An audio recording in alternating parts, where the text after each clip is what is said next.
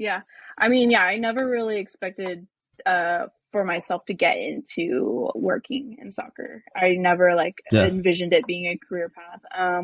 I think like I will say like I am so grateful for soccer in general, just for what it taught me when I was little.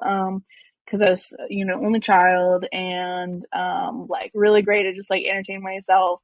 And when I did hang out with friends, that was awesome. But it really helped me like come out of my shell as well. It taught me like confidence in myself. And like I stopped hiding behind my mom basically when we, go to practice, like I would run out on the field. The more in depth into soccer I got, and it really just like made me like, I don't know, love being active and love myself and, care about the people around me and whatnot.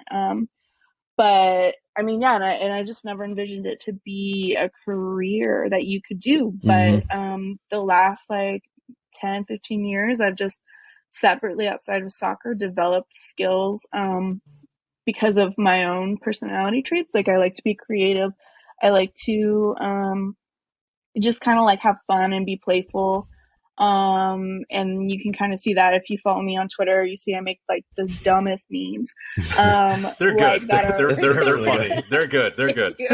That Barbie one is hilarious. I'm not gonna lie. Thank you. Like I'll just make just random memes and stuff like that, and that's my skills, like being creative, being funny, like not taking myself too seriously. Moreover, just creating content that like makes other people like happy and want to be more involved in the community because they find happiness in it. And That's awesome.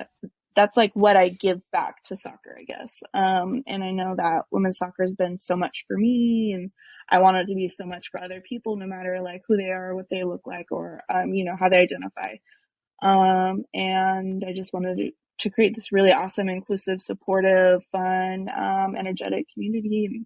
And that I never thought would be a community because, like, I mean, 20 years ago, I'm just like playing soccer, and just waiting for halftime so we could have Capri Sun. But, and then now it's like, I'm like, That was all of us. That was all of us. Yeah, for sure. the Capri Sun, yeah. Yeah, Orange slices. Now orange I pay, slices. Yeah, Yeah, man. yep. the whole nine. I agree with you Uh-huh. wholeheartedly. I think a lot of Americans resonate with that, right? How many of us played soccer growing up because, frankly, it was the less dangerous sport or the most, for whatever reason, right?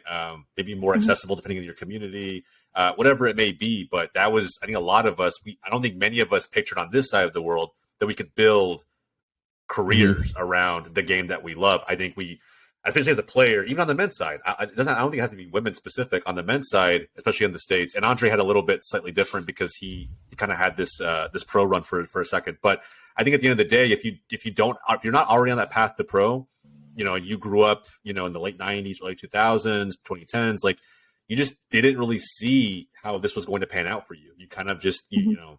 maybe you had to start developing a skill set outside of that just in case as a plan B, which I Mhm. heard you mention, right? Some of these skills that directly apply to the career you have today.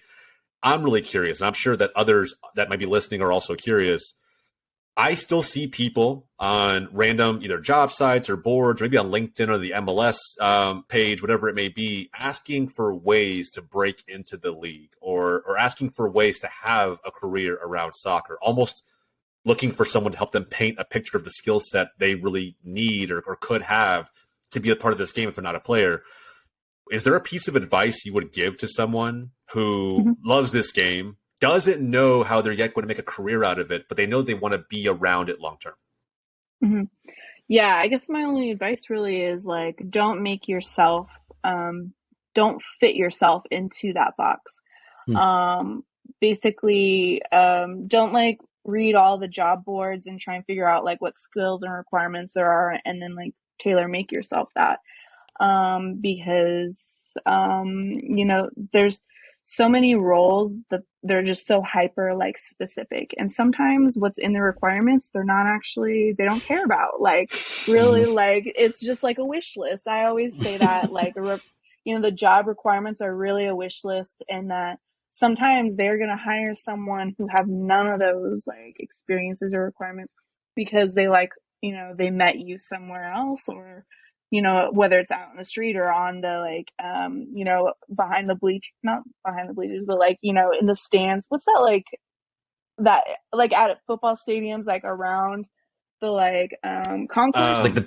I guess I know what you're talking about, like the divider, if you will, right? It separates the fans from the game. I get what you mean. Yeah, they'll meet you there, or you're just randomly creating content on Twitter, and then the league communications person reaches out to you, which is how I got this. Flat out, I've just for years now just been doing my own thing, doing what feels natural, what I enjoy personally. I never made myself into what I needed to be to pursue a career in soccer. I just did what I wanted to do, basically. That's awesome. And with the NWSL,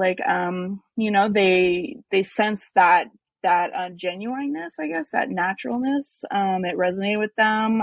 So the director of comms just DM'd me. And she was like, "Your tweets are always so fire. Would you be interested in doing game day socials for us?" And so I was like, yes, with that's awesome. Exclamation points. That was your job interview right there. How did you really feel when that DM came through? Just what was the initial reaction? Yeah, I mean, I wanted to throw my phone out the window because I was like, "You're lying." No, but I mean, I was so excited because it's so fun and I love doing.